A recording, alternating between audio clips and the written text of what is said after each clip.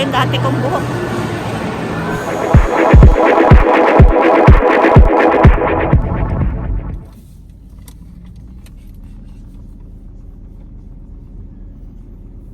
Hi guys! Medyo busy ang araw ngayon. Tinry ko na gusto kong mag-vlog, pero hindi tayo magaling mag-vlog talaga ng actual. So may mga clippings na lang ako kasi nagkaroon ng recital si Iya. Tapos sobrang aga namin gumising. Kahapon, hindi ko na end yung vlog ko kung paano. Basta pagkatapos ko magluto, yun na lang yung nakuhanan ko. So bear with me. Kagabi nakapag-upload ako ng regarding sa eyes kasi nga ang daming humihingi sa akin ng recommendation kung ano daw magandang eye cream. Kung hindi nyo pa napapanood, naandun yun sa pinaka-latest video ko. Itatry ko as much as possible na gumawa ng vlog ngayon, guys, na updated ba? Kung maaari, ilang beses sa isang linggo para naman mas may engagement ako sa inyo or mas updated kayo kung meron mga naghihintay ng mga post ko. Yung mga bago dito pa lang, this is beauty and lifestyle, mostly plants, ganyan, gardening. Ngayon nagdadagdag ako ng regarding sa kitchen. So yung kitchen, guys, na sabi ko dun sa parang unang taon na video ko na hindi siya renovation improvement. So paunti-unti kahit papano may mga nagawa naman, at least na tiles na ganyan. So may other part pa na hindi okay, pero ganun muna, as easy, iwanan ko muna siyang importante. Meron mo ng sink, tapos nagawa ng cabinet dun sa may sink, ganyan. At least meron na din akong island. May mga nagtatanong din sa akin na kung saan ako bumibili ng mga gamit o sa kitchen, ganyan, yung mga furnitures. I might as well na gumawa ng content regarding that para sa mga interested. Yun. Tapos nakapagpagupit naman ako kanina. Hindi ko alam kung tama na nagpagupit ako. Kasi minsan, guys, alam niyo yung gusto mo lang yung messy hair. Okay lang ako dun Ayoko naman yung masyadong perfecto, tama 'di ba? Perfecto yung buhok. Pero minsan gusto mo din naman yung maayos tingnan. Tapos rare lang nangyayari sa akin yung after ko magpagupit, parang nagdududa ako kung tama ba na nagpagupit ako. Pero siguro naninibago lang. Pero at least umokay naman. Ano ba sa tingin nyo, guys? Hindi ko pa din alam kung magpapakolor ako. Kasi kita nyo, para akong may highlight ng gray hair. Siguro naninibago lang ako. Kasi fly away na dito yung hair ko nung nakakaraan. Pati nga yung hairstylist na tawa sa akin, anong gupit? Ma'am, anong pong gupit? Tapos sabi ko, paigsian lang para pag humaba. Ay, parang malabo yun Ano po yung gusto niyo mangyari? Nagkaintindihan naman kami. Yun, kasi ganun yung ko. Hindi ko alam kung paigsiin ko or magpapahaba din ako uli. Magulong isip ko ngayon, guys. Kaya kung paano na lang muna as is, ganyan. So yun, natapos naman ang recital ni Ian. Napaproud naman ako sa kanya, sa mga nagagawa niya para sa sarili niya, na improvement niya or kung paano niya in-invest ng sarili niya, kasi para sa kanya din naman yun. Anong pang gusto nyo gawin kong content, guys? Okay ba sa inyo yung ganito na nagbablog ako?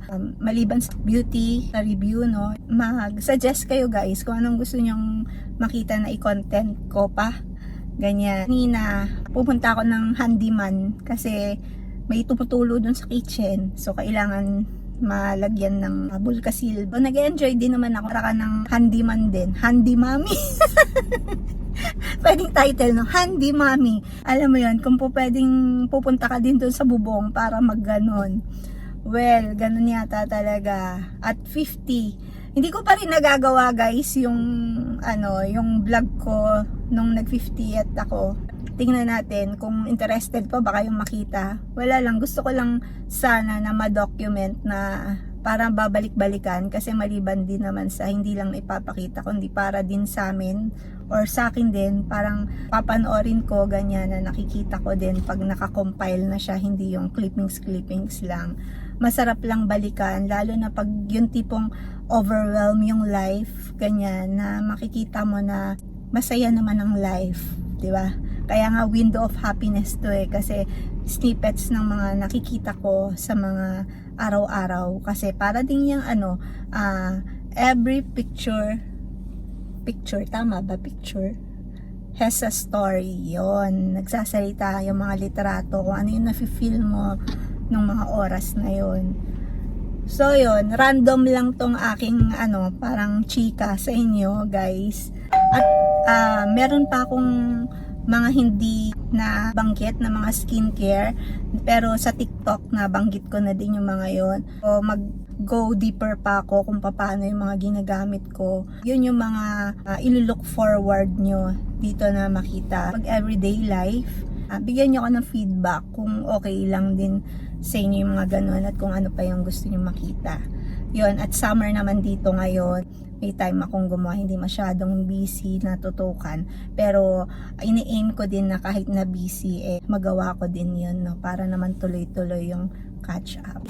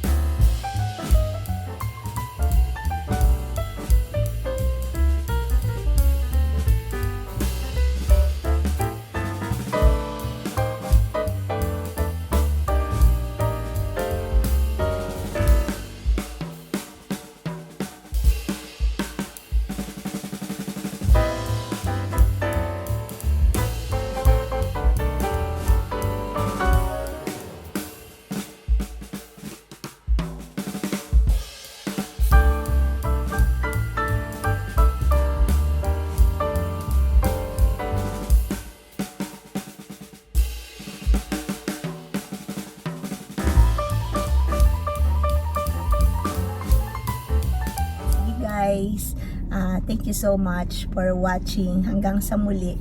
God bless at hope you are all well. Bye!